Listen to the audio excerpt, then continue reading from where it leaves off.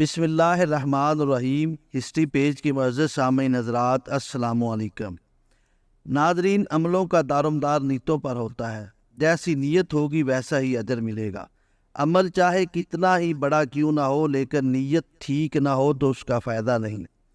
آج ہم آپ کو ایک ایسا ہی واقعہ جو حضرت ابو ہریرہ رضی اللہ تعالیٰ عنہ بیان کرتے ہیں کہ اللہ تعالیٰ سب سے پہلے ایک حافظ قرآن، ایک شہید اور ایک دولت مند آدمی کو جہنم میں پھینک کر اللہ تعالیٰ اس سے جہنم کی آگ کو بھڑکائیں گے۔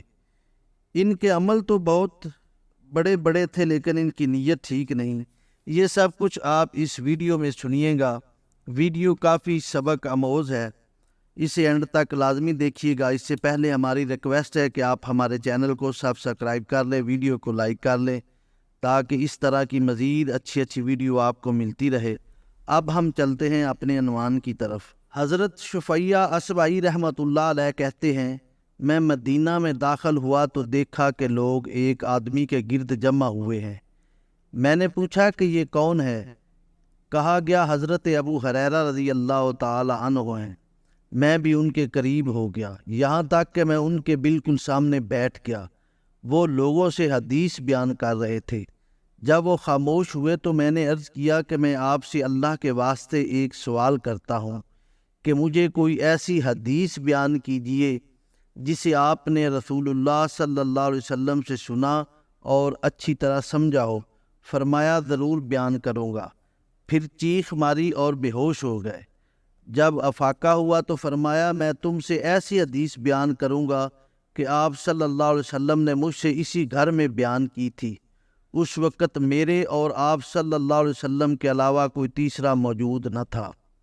اس کے بعد حضرت ابو ہریرہ رضی اللہ تعالی عنہ نے بہت زور سے چیخ ماری اور دوبارہ بے ہوش ہو گئے۔ تیسری مرتبہ بھی اس طرح ہوا کہ وہ منہ کے بل نیچے گرنے لگے تو میں نے انہیں سہارا دیا۔ کافی دیر تک سہارا دیے کھڑا رہا، پھر انہیں ہوش آیا تو کہنے لگے رسول اللہ صلی اللہ علیہ وسلم نے فرمایا قیامت کے دن اللہ بندوں کے درمیان فیصلہ کرنے کے لیے نزول فرمائیں گے۔ اس وقت ہر امت گھٹنوں کے بل گری پڑی ہوگی۔ پس جنہیں سب سے پہلے بلایا جائے گا وہ تین شخص ہوں گے، ایک حافظ قرآن، دوسرا شہید اور تیسرا دولت مند۔ اللہ تعالیٰ قاری سے پوچھیں گے کیا تمہیں میں نے وہ کتاب نہیں سکھائی جو میں نے اپنے رسول پر نازل کی؟ عرض کرے گا کیوں نہیں یا اللہ۔ اللہ تعالیٰ پوچھیں گے تو نے اپنے حاصل کردہ علم کے مطابق عمل کیا؟ وہ عرض کرے گا کہ میں اسے دن اور رات پڑھا کرتا تھا۔ اللہ تعالیٰ فرمائے گا تم جھوٹ بولتے ہو۔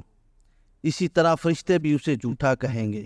پھر اللہ تعالیٰ فرمائیں گے تم اس لیے ایسا کرتے تھے کہ لوگ کہیں گے کہ فلاں شخص قاری ہے، چنانچہ وہ تو کہہ دیا گیا۔ پھر مالدار آدمی کو پیش کیا جائے گا۔ اللہ تعالیٰ اس سے پوچھیں گے کیا میں نے تمہیں مال میں اتنی وسعت نہ دی تھی کہ تجھے کسی کا محتاج نہ رکھا؟ وہ عرض کرے گا ہاں اے اللہ تعالیٰ۔ فرمائیں گے میری دی ہوئی دولت سے کیا عمل کیا؟ وہ کہے گا میں قرابت داروں سے صلہ رحمی کرتا تھا اور خیرات کرتا تھا۔ اللہ تعالیٰ فرمائیں گے تو جھوٹا ہے۔ فرشتے بھی کہیں گے تو جھوٹا ہے۔ اللہ فرمائیں گے تو چاہتا تھا کہ کہا جائے کہ فلاں بڑا سخی ہے، سو ایسا ہی کیا جا چکا۔ پھر شہید کو لایا جائے گا۔ اللہ تعالیٰ فرمائے گا تو کس لیے قتل ہوا؟ وہ کہے گا تو نے مجھے اپنے راستے میں جہاد کا حکم دیا، پس میں نے لڑائی کی یہاں تک کہ میں شہید ہوا۔ اللہ تعالیٰ فرمائیں گے تیری نیت یہ تھی کہ لوگ کہیں کہ فلاں بڑا بہادر ہے، پس یہ بات کہی گئی۔ حضرت ابو ہریرہ رضی اللہ تعالیٰ عنہ فرماتے ہیں پھر حضور پاک صلی اللہ علیہ وسلم نے اپنا دست مبارک میرے زانوں پر مارتے ہوئے فرمایا اے ابو ہریرہ، اللہ تعالیٰ کی مخلوق میں سب سے پہلے انہی تین آدمیوں سے جہنم کو بھڑکایا جائے گا۔ ولید ابو عثمان مدینی کہتے ہیں مجھے اکبر رضی اللہ تعالیٰ عنہ نے بتایا کہ یہی شخص حضرت معاویہ رضی اللہ تعالیٰ عنہ کے پاس جلاد تھے۔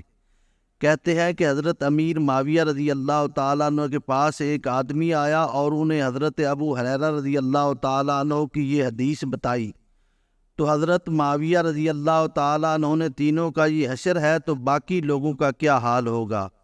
پھر حضرت معاویہ اتنے روئے یہاں تک کہ ہم سوچنے لگے کہ اب وہ فوت ہو جائیں گے۔ اور ہم نے کہا یہ آدمی ہمارے پاس شر لے کر آیا ہے۔